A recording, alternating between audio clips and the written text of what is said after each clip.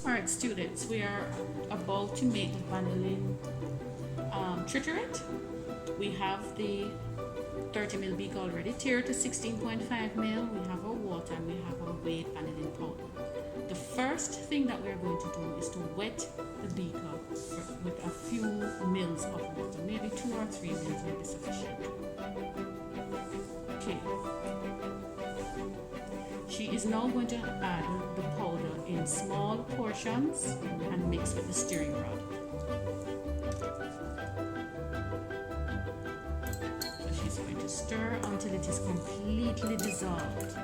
In the act of stirring, you would have learned in the theory class, is to increase the surface area of our particles.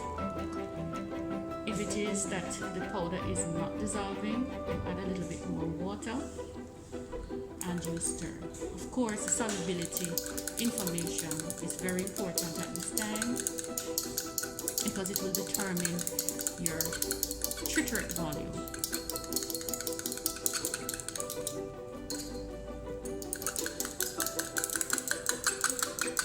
She's mixing and mixing.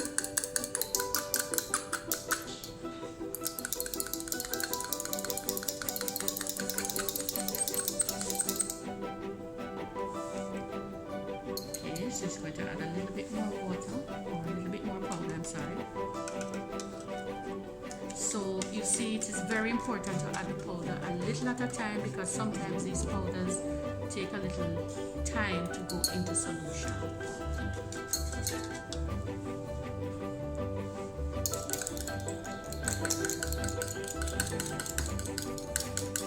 And she's going to continue mixing. You can add some more water at this time, ensuring not to overshoot.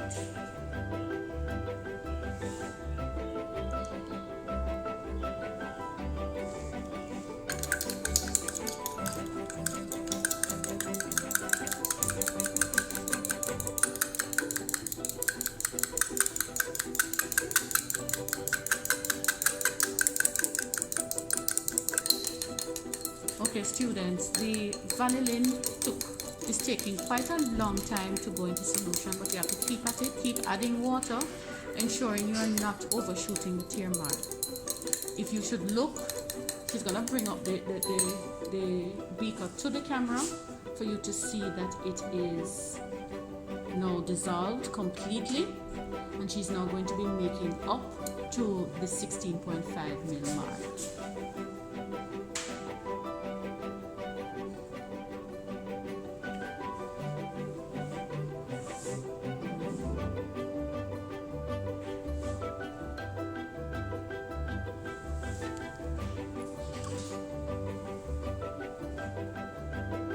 So we ensure that we remove the stirring rod, as the stirring rod is going to displace some of the liquid.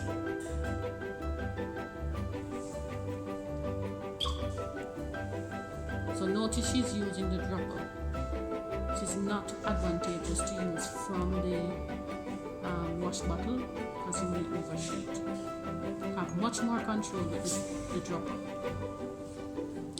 The angle at which we are filming this won't allow you to see the meniscus at the tear mark, but it is, and now she's going to use a stirring rod to stir the liquid one final time.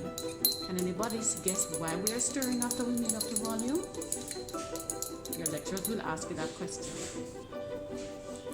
Right, so we have made our vanillin triturate, and we have all the other ingredients that are needed to make our 70 ml sodium chloride solution.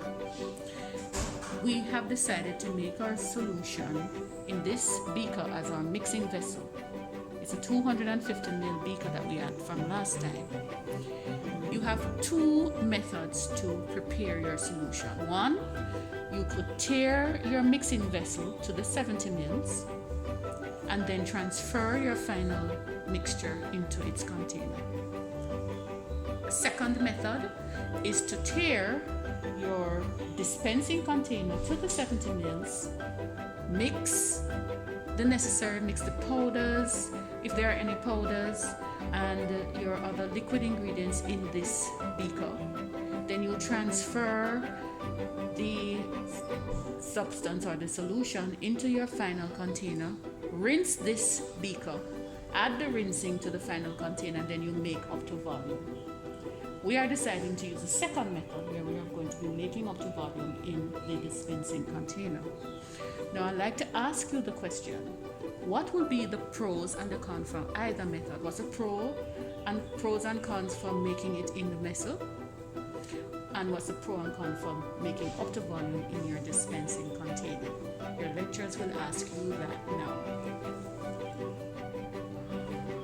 Alright, so all our other ingredients, the simple syrup was measured, the benzoic acid 1% solution was measured, and the sodium chloride powder was weighed. So now the triturate, the vanillin triturate that we made was 16.5 mils. But we need to remove the 12 mils that will contain the amount of vanillin we need. So she's now going to use the syringe. The type of syringe used is 20 mils. So she's going to remove the 12 mils of our triturate.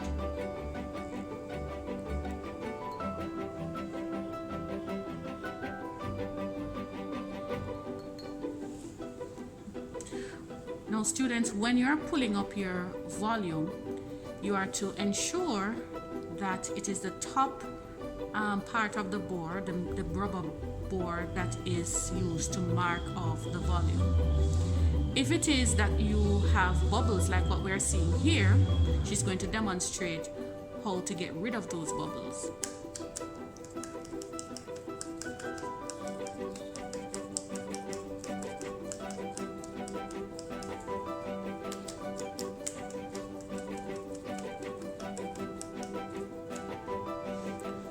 So now it is at 12 mils, and she's going to put that aside so that we can proceed to mix it. Alright, so we have removed our 12 mils of vanillin triturate, so we're ready to prepare our sodium chloride solution. Just a point to note, in this case we only have one solid ingredient adding. What if you had two solid ingredients, two soluble powders? How would you have added these powders? What would be the order of addition? This is where your lecturers are going to ask you that question. We're adding our ingredients now. So the first thing we're going to do is to wet our beaker with sufficient amount of water. Just to say that we are making 70 mils of preparation.